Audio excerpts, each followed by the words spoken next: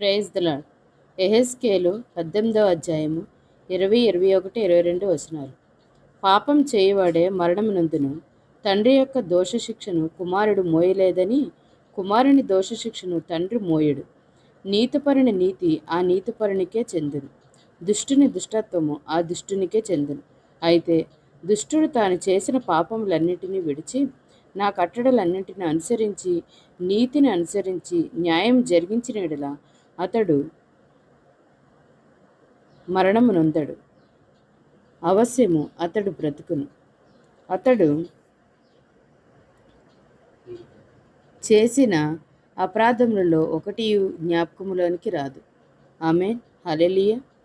చూశారు కదండి, వాని క్రియలు చొప్పున వానికి ప్రతిఫలం ఇచ్చే దేవుడండి.